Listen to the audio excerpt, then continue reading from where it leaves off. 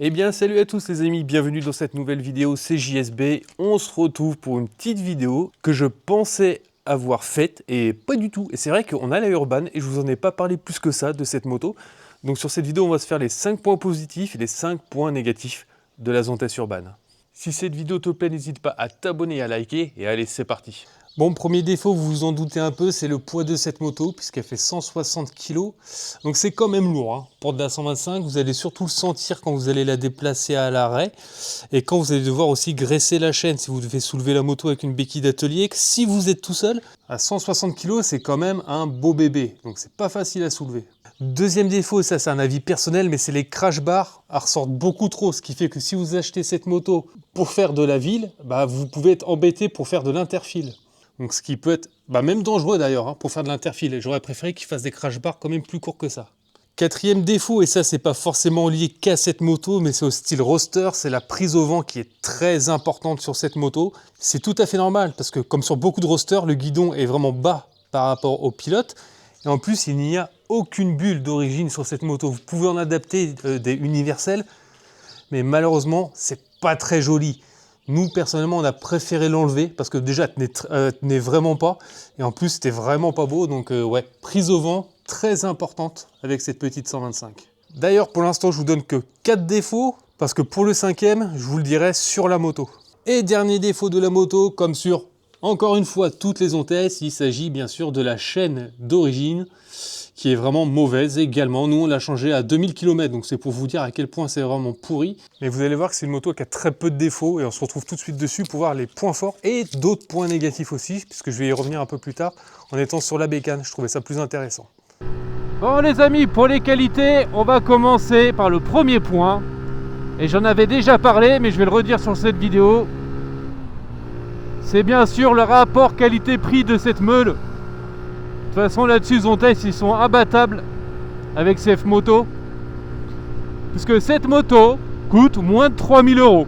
C'est exceptionnel sur le secteur 125, surtout pour une moto aussi bien équipée de base, avec les crash bars, un écran ultra complet, une belle fourche inversée sur l'avant, full LED de A à Z. Donc ouais, en première qualité, le rapport qualité-prix, il n'y a rien à dire là-dessus. Zontes ils sont vraiment très très forts. Deuxième point positif, et là vous allez l'entendre, c'est le bruit. Hors rodage, dès que vous allez commencer à monter dans les tours, la moto fait un beau bruit bien rauque. Donc il n'y a vraiment pas besoin de changer l'échappement sur cette moto.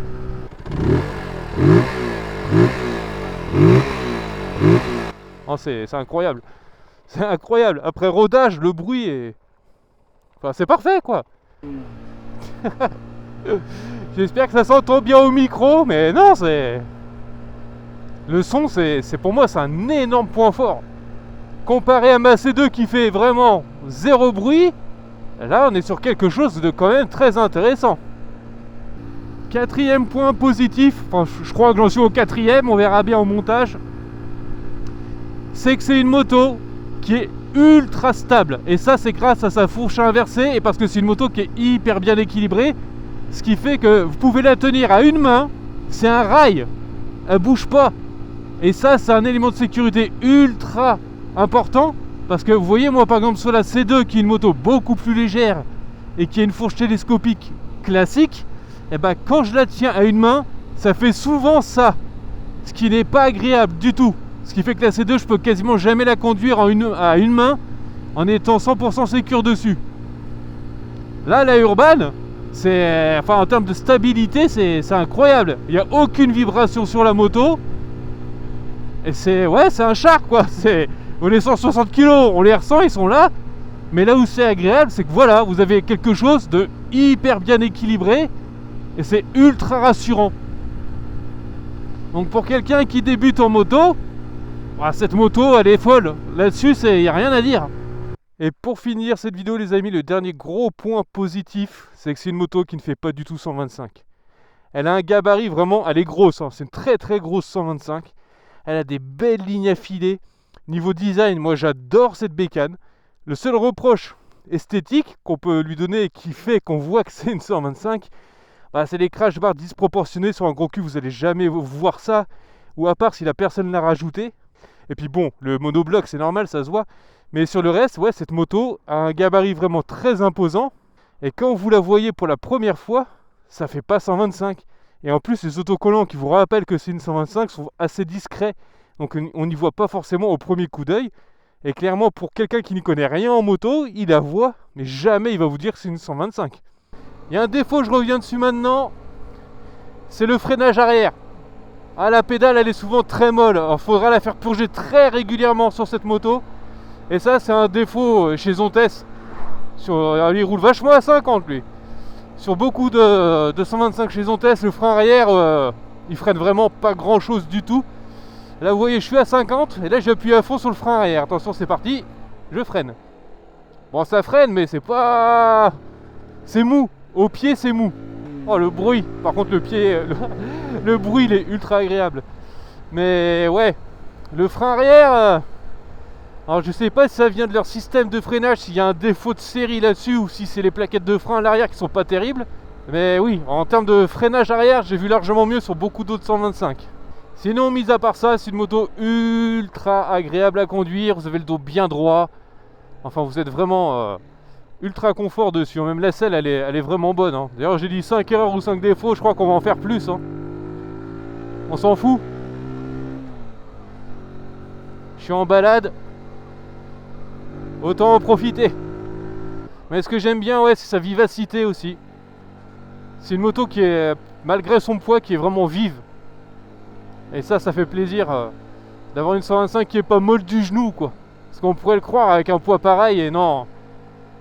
On va dire sur les 4 premiers rapports, c'est une moto qui est très vive, donc ça fait plaisir.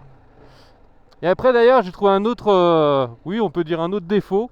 J'avais l'impression de pédaler dans le vide tellement qu'elle est haute par rapport à ma C2. Ça m'a fait bizarre en m'arrêtant. L'autre défaut que j'ai retrouvé sur cette moto, vous voyez, j'ai oublié, c'est pour ça que des fois, faire un top 5, on loupe plein de choses. C'est que c'est une moto, après le rodage, et je vais même vous dire après les 1500 km, parce que chez Zontes, le rodage finit vraiment complètement après les 1500. Il faut vraiment pas hésiter à monter très haut dans les tours, c'est-à-dire jusqu'à 9000. Pourquoi ? Parce que le problème, c'est que si à la 5ème vitesse, vous passez votre 6ème sans tirer sur la moto, bah elle a tendance un peu à... Vous voyez ?